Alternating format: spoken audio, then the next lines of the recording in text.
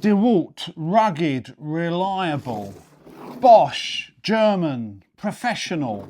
Makita, precise, really nice. Ryobi, green.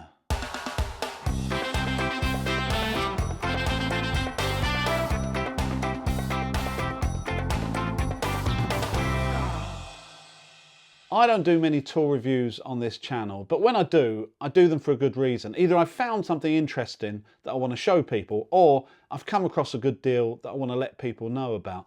And I suppose that's why I'm looking at Ryobi today, because if you're in the UK and you're watching this in 2024, between now and Christmas, Ryobi are doing a starter pack deal. I think they're calling it 12 days of Christmas, which means you can buy a power tool as a starter pack, which means you get the charger and either 1 or 2 batteries, and they will throw in another power tool that you choose from a list. So essentially you end up with 2 power tools and everything you need to get yourself going, which I think is a really good deal. But I have to say at this point, I'm not being sponsored by Ryobi. I'm going to put these tools to the test in the next 10 minutes, and they might not be happy with what I'm going to say. I don't know. I need to try them out first. So the pack that I've got is a small circular saw with the charger and the 4 amp hour battery.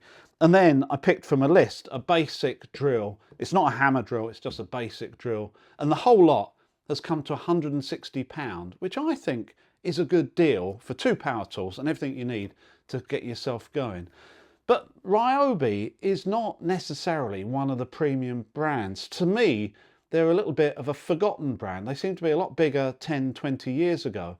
And it's quite difficult to come across their tools.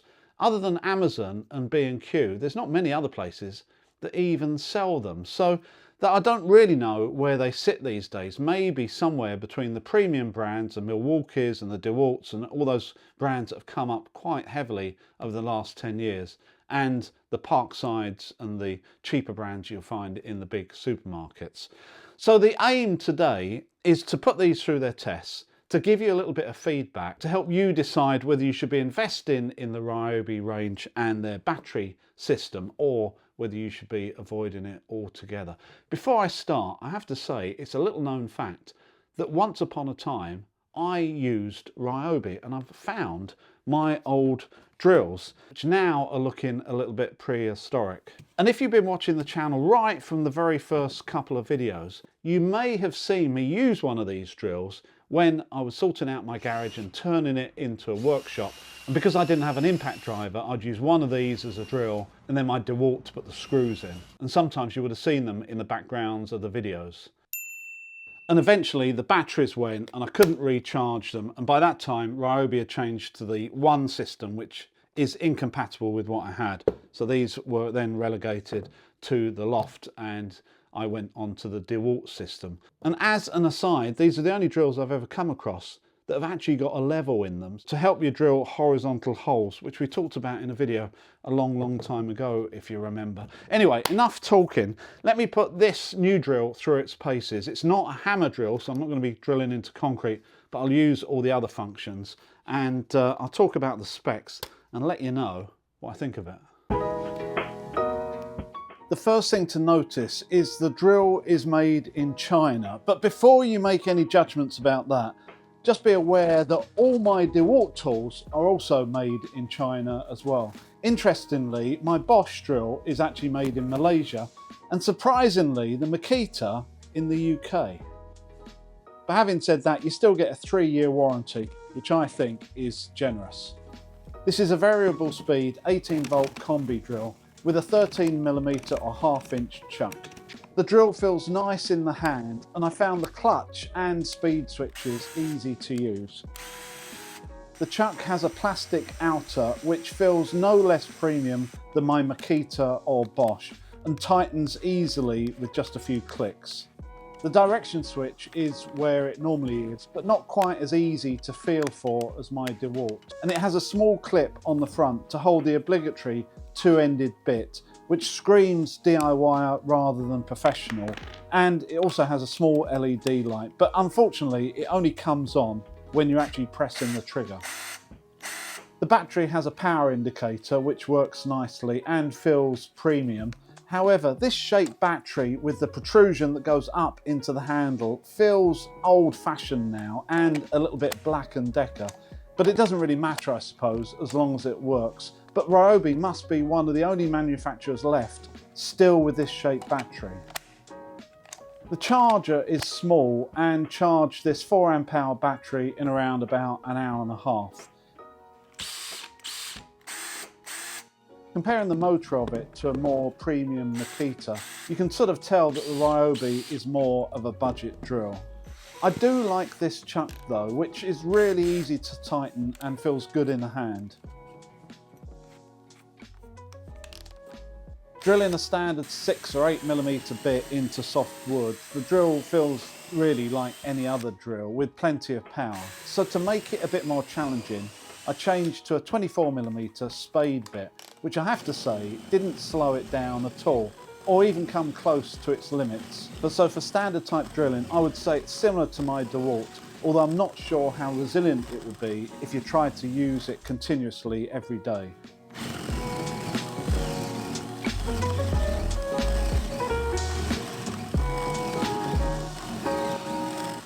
So just one thing that I found, when I really push hard, it's a little bit disconcerting.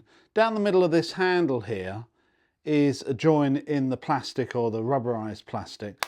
And when I'm really pushing this hard, I can actually feel those two sides moving slightly against each other. Now, if I had gloves on, I probably wouldn't feel that, but it's not something I've ever felt in anyone else's handle. Definitely not in the more premium brands. So that's a little bit disconcerting that that's happening. Moving on to the second most common use of a drill like this, which is as a drill driver, I fit a posi bit to try out the clutch. If you haven't used a clutch on a drill like this before, it's a way of stopping the screw when the resistance gets to a preset level. This way, once you've dialed it in for your situation, based on the type of screw and the material, then it will drive screws to the required depth time and time again without you having to think about when to stop. After adjusting the clutch ring a few times, I found it easy to set to the right level, and it worked as well as any of the premium drills I've used.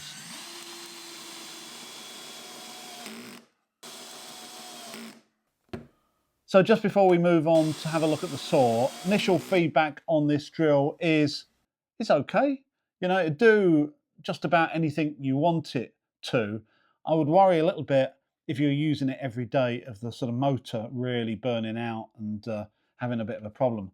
And this whole handle moving when you put it under severe stress is a little bit concerning. But if you're a DIYer and you're using one of these, even if it's once a week for putting up shelves and doing a little bit of woodwork and whatever, it won't let you down and you'll be using it for years. So yeah, I mean, it's difficult to compare to something that's twice as expensive, called Makita or DeWalt or whatever. So, but on first sight, yeah, handy little thing. Let's have a look at the saw. This saw has a 150mm or 6-inch blade, which can cut up to 45mm at 90 degrees and 32mm at 45 degrees. It comes with an 18-tooth thin kerf blade and a side fence. Unusually, the battery plugs into the side, not the back, which is unusual these days, I assume because of the shape of the battery. Having said that, it feels evenly balanced and has the blade on the left side similar to my DeWalt. This base plate rotates to make beveled cuts, and the side fence seems to work as you'd expect. It comes with a dust port which fitted a rubber connector I have to hand, so I assume it's a standard size, whatever that means. The base plate also adjusts the depth of cut, and there's a scale on the back of it to show you the depth, although I didn't try it out and I wouldn't trust it anyway if I wanted an accurate depth cut. The blade lock is obvious and I couldn't find a supplied Allen key, so I used my own. It's got a left-hand thread to undo the arbor nut. The blade is, as you would guess, a sort of base quality wood blade with a 1.5mm kerf and is easy to fit. However, as soon as I started it up, two things became evident.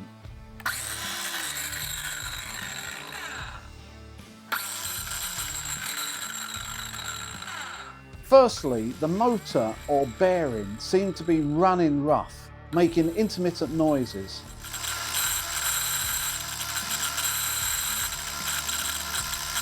I'm not sure what this is or whether it's normal on all of their saws. It also takes about 4 seconds to stop spinning when you take your finger off the trigger, which seems like an eternity once you get used to using a saw that's got an electronic brake system.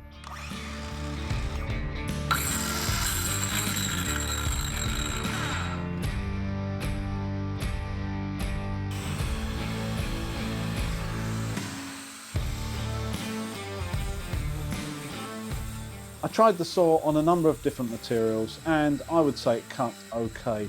The intermittent noise coming from the motor or bearing didn't have an effect on the cut, and the new blade did a fairly good job of cutting through sheet material, with most of the dust also being collected through the hose. Comparing it to my DeWalt, the DeWalt went through the sheet material faster and with more power, albeit creating a lot more dust along the way.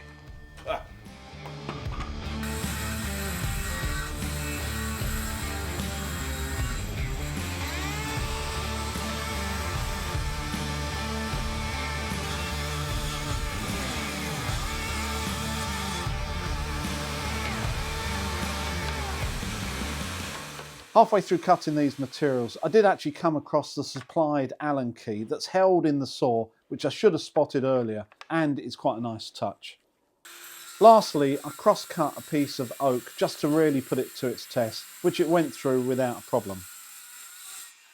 So that was really quite interesting using that, and also comparing it to my DeWalt. I suppose in summary, I can say there's good news and there's bad news. The good news is, firstly, it's got a dust port, which means I would say it takes about 80% of the dust away, which is 80% more than my DeWalt, which has nothing at all and just chucks it everywhere. So that's a nice little feature. The other good news is it did everything I wanted it to. It got through everything, and at no point did it look like it was going to stall, even going through that oak. The bad news is it's not as powerful as my DeWalt. That noise that you heard at the beginning is a little bit worrying. I don't know how many meters it would do on a full battery. I've not tried that. But if you're going to use this, you know, once a month or twice a year or whatever, absolutely perfect, and it'll be a really good addition to your toolbox. If you're already using something like this from Makita or DeWalt, you might find it a little bit clunky. And that's what I'd say about the drill as well. You know, if you're going to use it as a new DIY or to put up some shelves or get it out every now and again to use something, absolutely perfect. These will last you for years and years. And if the batteries go, then all you need to do is exchange it and buy a new one. However, if you're used to the more premium brands and you've been using DeWalt or Milwaukee or whatever, and I gave you this set, you might find it a little bit Ford Escort rather than BMW. So I hope that's given you some idea of whether you should purchase and look at the Ryobi range. The good news is for all of it is that they do a huge amount of tools, and budget-wise, it's really, really quite affordable. So I would recommend these for people that are just coming into doing some DIY, and if you've got a house and you need a drill or whatever, definitely have a look at Ryobi. I hope you enjoyed this video. I will see you next time.